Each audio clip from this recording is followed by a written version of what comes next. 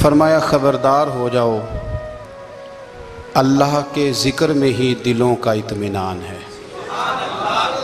اللہ کے ذکر میں دلوں کا چین ہے۔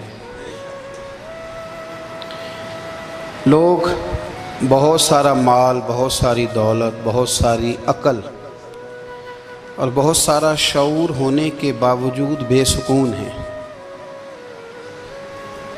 جس چیز نے زمانے کو تکلیف میں مبتلا کر دیا ہے اور جو چیز ڈھونڈنے سے نہیں ملتی وہ اطمینان ہے، وہ قرار ہے۔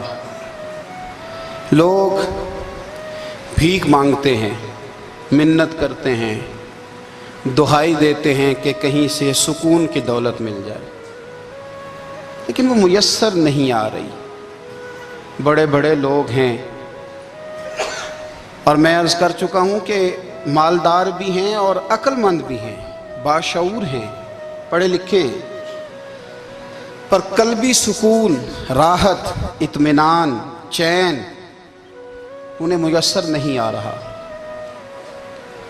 راتیں جاگ کر گزر جاتی ہیں، دن آزمائش میں بیت جاتا ہے۔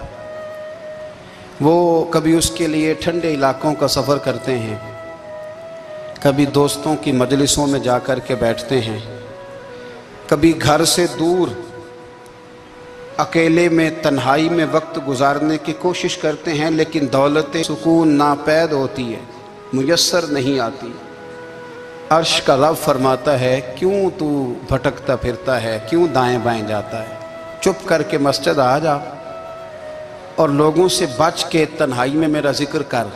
اللہ ملے گا کیا؟ فرمایا اعلیٰ بذکر اللہ تطمئن القلوب، میں تیرے بے چین دل کو چین عطا کر دوں گا۔ وہ تیرا تڑپتا اور پھڑکتا ہوا مزاج، اسے میں سکون کی دولت دوں گا۔ یہ تجھے کہیں اور نہیں ملے گا، یہ میری یاد میں ملے گا۔ یہ چین، قرار، سکون تجھے یہیں میسر آئے گا۔ اطمینان قلبی زندگی کا حسن ہے بھائی، دولت سکون اصل ہے۔ بڑے ٹھنڈے کمرے میں کچھ لوگوں کو نیند نہیں آتی، اور داتا صاحب رحمۃ اللہ علیہ آپ جائیں تو دونوں سڑکوں کے بیچ جو فٹ پاتھ ہے نا، اس پہ بھی کچھ لوگ سوئے ہوتے ہیں۔ ادھر سے بھی گاڑیاں گزرتی ہیں، ادھر سے بھی گاڑیاں گزرتی ہیں، لیکن بس نیند ہے نا، اللہ کا فضل ہے، اس نے دے دی ہے، آنے والوں کو آ گئی ہے۔ اطمینان قلبی، میرا معاشرہ بے سکون ہے، بے قرار ہے۔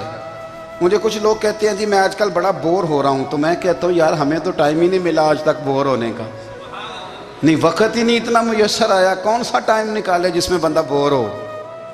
وہ تو ہے کہ انسان کچھ فارغ ہو، کہیں اس کے پاس گنجائش ہو تو بور بھی ہو لے۔ کیسے بور ہو لیتے ہو؟ یہ کیا ہوتا ہے بور ہونا؟ زندگی میں اتنا وقت ہی کہاں ہے کہ انسان بور ہوتا پھرے اور یہ تصور بناتا پھرے کہ میں بڑی آزمائش میں ہوں، تو میں بڑے بور ہو رہا ہوں، تو میں بڑی تکلیف میں ہوں۔ تو وقت بہت زیادہ ہے ہمارے پاس، لا یعنی کاموں میں ضائع بڑا ہوتا ہے، تو ہم بور ہوتے ہیں، پریشان ہوتے ہیں۔ اللہ فرماتے ہیں یہ جو میری یاد ہے نا، لیکن اس کا بھی ایک طریقہ ہے یاد کا، اس طریقے سے اگر میرے رسول کریم علیہ السلام نے فرمایا اللہ کا ذکر اس طرح کرنا کہ دیکھنے والا تمہیں دیوانہ سمجھے، لوگ سمجھیں کہ کوئی مجنون ہے، کوئی جنونی ہے، کوئی پاگل ہے۔ یہاں اللہ تعالیٰ معاف کرے، آپ ذکر کی مجلس چھیڑیں، آپ نعت شریف کی مجلس چھیڑیں تو بہت سارے لوگ پروفیسر بن جاتے ہیں، وہ ساری نہیں ہلاتے، ان کی زبانی حرکت میں نہیں آتی۔ حالانکہ رب کریم کا ذکر اس طرح کرو کہ دیکھنے والا تمہیں دیوانہ سمجھے، کہیں اور کھونے کی ضرورت ہی نہیں۔ میرے حبیب گویا ہمیں فرماتے ہیں تو رب کے ذکر میں اس طرح کھو جا کہ تجھے دنیا کا خیال ہی نہ رہے، تجھے پھر دنیا کی ہوش نہ رہے۔ لیکن اگر نماز میں بھی خیال غیر آئے، ذکر میں بھی توجہ کہیں اور ہو، زندگی میں وہ عجیب لمحہ تھا، وہ میرے ساتھ تھا اور میں تنہا تھا۔ اگر ماحول یہ ہو کہ آپ کہیں جسم کے ساتھ تو موجود ہوں، روح موجود نہ ہو، تو پھر لذت ذکر بھی میسر نہیں آتی، پھر کیف نہیں حاصل ہوتا۔ یاد رکھیں کہ اس طرح کھو کے رب کی یاد کہاں سے کیف آئے گا؟ الجھ ہی پڑا گئے ہیں۔ وہ مستی، وہ سرور، وہ کیف جو اللہ کے ذکر میں ہوتا تھا، جو کبھی مرشد کامل کے سامنے بیٹھ کر لوگ اللہ اللہ کرتے تھے تو لگتا یہ تھا کہ یہ یہاں ہیں ہی نہیں، یہ تو کہیں اور چلے گئے ہیں، یہاں موجود ہی نہیں۔ لیکن اب وہ موج نہیں، وہ شوق نہیں، وہ درد نہیں، وہ ذیل نہیں۔ اقبال تڑپ کے کہا کرتے تھے خرد کی گتھیاں سلجھا چکا ہوں، یا رب مجھے صاحب جنوں کر دے، اللہ مہربانی فرما، وہ کیفیت دے، وہ سرور دے۔ زندگی میں اگر اطمینان چاہتے ہو تو کبھی کبھی سب کچھ بھول کے نا تو مست ہو جایا کرو رب کی یاد میں۔ کبھی کبھی چھوڑ دیں دنیا، چھوڑیں یار موبائل، کسی وقت کریں اس کو بند، چھوڑیں اس بات کا خیال کہ فلانے نے سلوٹ کیا ہے کہ نہیں کی، چھوڑیں۔ حضرت باجزید بستامی رحمت اللہ تعالیٰ علیہ فرماتے ہیں میں نے اعتکاف کبھی اپنی مسجد میں نہیں کیا، اس لیے کہ سارے ہی ہاتھ چومنے والے، سارے ہی پیار کرنے والے۔ فرماتے میں جب اعتکاف کرتا تھا تو میں بستام سے دور نکل جاتا تھا جہاں کوئی مجھے جاننے والا نہ ہو۔ اٹھ بلیا چلو تھے وسیے جتھے وس دے نہیں سارے ینے، نہ کوئی ساڈی ذات پچھانے تے نہ کوئی سانو مننے، چل ادھر چلیں۔ اٹھ بلیا چلو تھے وسیے جتھے وس دے نہیں سارے ہی انے، نہ کوئی ساڈی ذات پچھانے تے نہ کوئی سانو۔ اتنا شوق ہے سلوٹ کرانے کا، اتنا شوق ہے تعارف کرانے کا، اتنا شوق ہے اپنا بتانے کا، تو یہ چیز غلبہ کر جاتی ہے، پھر نام رہ جاتا ہے، روح نہیں رہتی، پھر وجود رہ جاتا ہے، پھر باطن کی کیفیت نہیں رہتی۔ خدا را اپنے آپ کو بے چین نہ کرو، بے قرار نہ کرو، بے سکون نہ کرو، رب کی یاد میں آ جاؤ، درود و سلام میں آ جاؤ، نعت کے حسن میں آؤ، تلاوت کی دنیا میں آؤ، سجدوں کے نور میں آؤ۔ آؤ کبھی کھول کے دل مسجد کی صفائیاں کریں، آؤ نہ کبھی کوئی بوڑھا دادی نانی دادا ان کے پاس بیٹھ کے پیر دبا کے اللہ کو راضی کریں۔ یہ کیف والی جگہ ہیں، یہ سرور والی جگہ۔ اتنی بے چین ہماری زندگی ہے، بے قرار ہے، تڑپتے ہوئے لوگ، لڑتے ہوئے لوگ، ایسے لگتا ہے اب یہ ایک دوسرے کا گریبان تھام لیں گے، بے قرار بے چین۔ کسی کو انتظار کا کہا جانا کہ 10-20 منٹ کسی کا انتظار کرو تو بعض لوگ مجھے ایسے لگتا ہے جیسے ان کا کلیجہ پھٹ جائے گا، ڈاکٹر کے انتظار میں بیٹھے ہیں تو بڑے پریشان ہیں۔ کسی کو ملنے گئے ہیں کو آدھا گھنٹہ بیٹھنا پڑ گیا تو بڑی دقت میں ہیں۔ اپنے آپ کو سکون دیں۔ آپ یقین کریں بڑا مزہ آتا ہے، کبھی کسی کا انتظار کرنا پڑے تو 2-4 تسبیح درود شریف پڑھی جاتی ہے، یعنی ذوق بن جاتا ہے کہ چلو اللہ نے موقع دیا ہے، کوئی سرکار کو یاد کر لیں، تنہائی مل گئی۔ ہمارا مزاج جس سختی کا شکار ہے وہ سختی آہستہ آہستہ ہمیں زیادہ آزمائش میں ڈال گئی۔ تو میرے بھائی زندگی میں اطمینان حسن ہے، اور وہ سب سے زیادہ اللہ کی یاد میں ملتا ہے، وہ سب سے زیادہ رب کریم کے ذکر میں۔ سب سے زیادہ جو چاہتا ہے نا دل ٹھنڈا رہے، زبان میٹھی رہے، وہ مدینے والے محبوب پہ درود و سلام پڑھا کرے، وہ حضور پہ درود و سلام پڑھا کرے، زبان میٹھی رہے گی۔ میرا ذاتی تجربہ ہے کہ جو آدمی اپنے اخلاق سنوارنا چاہے وہ حضور پہ درود شریف پڑھے، جو اپنے اخلاق سنوارنا چاہے، طبیعت کو ٹھنڈا رکھنا چاہے، وہ درود شریف پڑھے، اس کا دل سکون میں آئے گا۔ کچھ کام اور ہیں زندگی میں اطمینان کے لیے، ان کا ہونا بھی بڑا ضروری ہے۔ سب سے پہلے اگر آپ چاہتے ہیں نا زندگی میں سکون ہو تو حقیقتوں کا سامنا کرنا سیکھیں۔ آپ جو ہیں وہ رہنا سیکھیں، جو آپ نہیں ہیں وہ بننے کی کوشش نہ کریں۔ حقیقت کا سامنا کرو گے تو زندگی اطمینان میں آ جائے۔ ہم نے نا بہانے بنا لیے ہیں، ہیلے بنا لیے ہیں، جھوٹ کے سہارے اپنے آپ کو اونچا کر لیا۔ ایک آدمی سے کہا جاتا ہے تو رشوت نہ لے، تو کہتا ہے میں غریبوں سے نہیں لیتا۔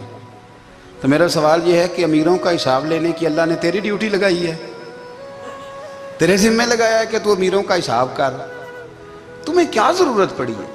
ہم نہ بہانہ کرتے ہیں، رشوت لینے والے کا الگ بہانہ ہے اور سفارش والے کا الگ بہانہ ہے۔ حقیقت کا سامنا کریں، حقیقت کا۔ جو میرے ذمہ داریاں ہیں وہ میں نے پوری کرنی، جو آپ کی ذمہ داریاں ہیں وہ آپ جان نہ چھڑائیں، حقیقت پسند بنے۔ میرے رسول کریم، پھر پڑھیے درود شریف صلی اللہ تعالی علیہ وسلم۔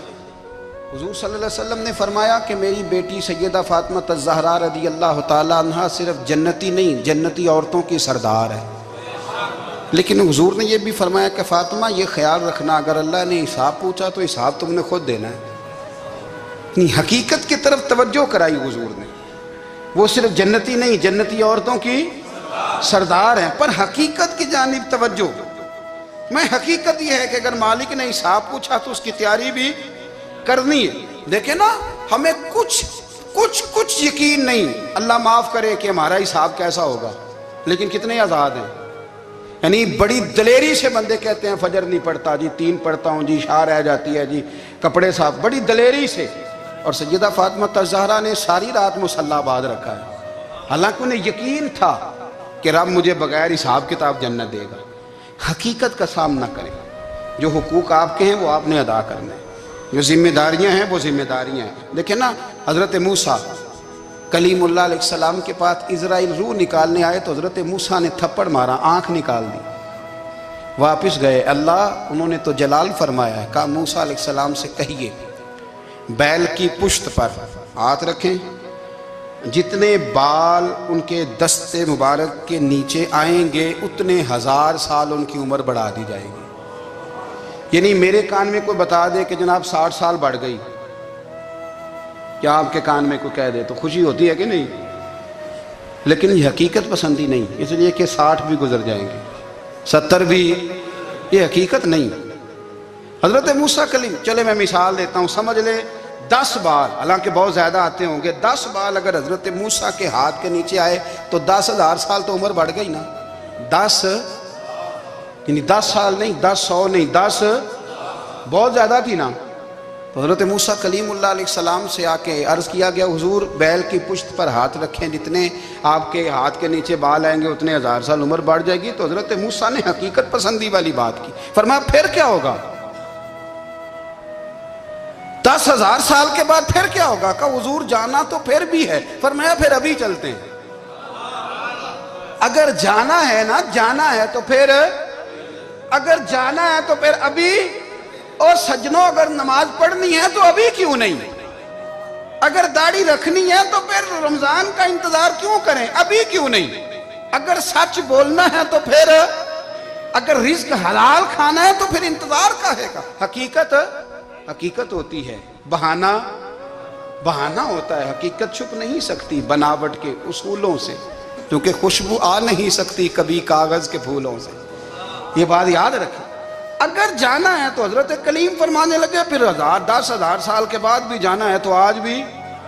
ہمیں بے قراری زندگی میں اس لیے کہ ہم حقیقت پسند نہیں، ہم بہانوں میں، ہم ہواؤں میں جیتے ہیں، ہواؤں میں، خیالات میں زندگی گزارتے ہیں۔ بڑا ٹائم پڑا ہے، مثلاً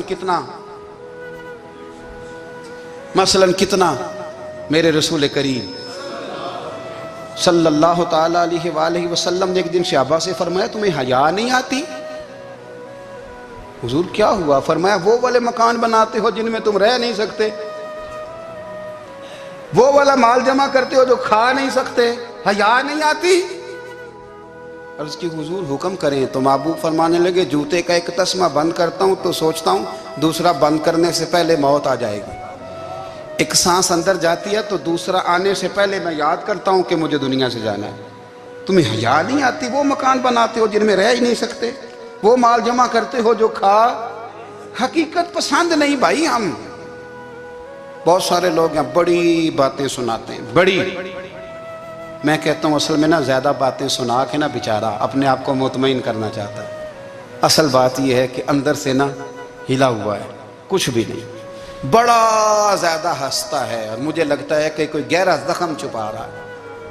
اس لیے ملمہ سازی، حقیقت پسند بنو، حقیقت پسند۔ یاد رکھنا من ترک صلاۃ متعمدا فقد کفر، میرے رسول نے حقیقت بیان کی، فرمایا جس نے ایک نماز بھی جان بوجھ کے چھوڑی اس نے رب کے رب ہونے کا انکار کیا، اس نے کفران نعمت کیا۔ یہ حقیقت ہے، کوئی کلیریفیکیشن نہیں، کوئی وضاحت نہیں۔ جو نماز نہیں پڑھتا، جھوٹ بولتا ہے، غلط بیانی کرتا ہے، جو شخص رزق حرام کما کے کہتا ہے کہ اس کے بغیر گزارا نہیں چلتا، وہ جھوٹ بولتا ہے۔ اس لیے کہ رب فرماتا ہے جب تجھے پیدا کیا ہے تو تیرا رزق میرے ذمہ ہے۔ اللہ فرماتا ہے کہ لا یکلف اللہ نفسا الا وسعہا، میں کسی پر وہ بوجھ نہیں ڈالتا جو اٹھا نہ سکے۔ نماز فرض کیا اس کا مطلب ہے ہم پڑھنے کے قابل ہیں، اس نے ہمارے ذمہ داریاں لگائی ہیں تو مطلب یہ ہے کہ ہم ذمہ داریاں ادا کرنے کے قابل ہیں، ورنہ وہ کہتا ہے میں وہ بوجھ ڈالتا ہی نہیں جو تجھ سے اٹھایا نہ جائے۔ اگر چاہتے ہو کہ زندگی میں اطمینان ملے تو خدا را حقیقت پسندوں والی زندگی گزارو. یہ فضاؤں میں زندہ رہنا، ہواؤں میں، اللہ بڑا معاف کرنے والا ہے، اللہ بڑا کریم ہے، معاف کر دے گا، تو بھئی یہ بات صحابہ کو بھی پتا تھی، یہ اہل بیت کو بھی خبر تھی، تو وہ تو ایک ایک بات کا لحاظ کرتے تھے. یہ غوث اعظم کو بھی پتا تھی، یہ ان کے والد کو بھی پتا تھی، جنہوں نے کسی کا ایک سیب کھا لیا تھا تو 12 سال اس کے گھر میں نوکری کرتے رہے. انہیں نہیں پتا تھا اللہ بڑا کریم ہے، معاف کر دے گا، ایک سیب ہی ہے نا. تو حقیقت پسندی آپ کو سکون دے گی. اور اگر آپ نے اپنے آپ کو غیر مطمئن کیا ہوا ہے، بات کچھ اور ہے، اور آپ نے اپنے آپ کو ڈال کسی اور طرف لیا ہے، تو پھر آپ کو سکون مل سکتا. سکون حقیقت پسندی میں، اصل میں سکون ہوتا ہے، اداکاری میں سکون نہیں ہوتا. تیسری بات سنیں، اگر آپ چاہتے ہیں زندگی میں مطمئن رہیں تو دنیا داروں سے امیدیں توڑ دیں، اللہ اور اس کے رسول سے امید وابستہ کریں، اولیاء اللہ سے امیدیں وابستہ کریں، صحابہ اور اہل بیت سے امیدیں، اللہ اور اللہ والوں سے امیدیں، دنیا داروں سے امیدیں. آپ کو پتہ ہے دنیا دار کی تباہی کب ہوتی ہے؟ جب انہیں خوش آمدی مل جاتا ہے. چودھری کا بیڑا اس وقت غرق ہوتا ہے جب اسے چودھری کہنے والے زیادہ ہو جاتے ہیں. سیٹھ صاحب اور نواب صاحب بیچارے تباہ تب ہوتے ہیں بھولے پن میں، جب ان کے دائیں بائیں ریلا ہوتا ہے سیٹھ صاحب کہنے کا. لوگ انہیں کھانا چاہتے ہیں، پیار ان کا نہیں ہوتا، ان کی جیب کا ہوتا ہے. محبت ان سے نہیں ہوتی، ان کی کرسی سے ہوتی ہے. ضروریات کا پیار ہوتا ہے، تباہ کر دیا جاتا ہے. ہماری ساری توقعات دنیا داروں سے وابستہ ہو گئی ہیں. ناراض نہ ہونا، پیروں نے، مولویوں نے، درویشوں نے، انہوں نے بھی سیٹ رکھے ہوئے جلسوں کی صدارت کرانے کے لیے. یعنی مذہبی جلسہ ہے، اس میں بہت زبردست پڑھے لکھے صاحب تقوی عالم کا خطاب ہے، اور کی صدارت وہ بندہ کر رہا ہے جس نے عشاء کی نماز بھی نہیں پڑھی. وہ بندہ صدارت کر رہا ہے، کیوں؟ اس لیے کہ اس نے ₹1,00,000 دیا محفل میں. خدا را دنیا داروں سے امیدیں چھوڑ دیں، ورنہ آپ کمزور پڑ جائیں گے، آپ کی امیدیں ٹوٹیں گی.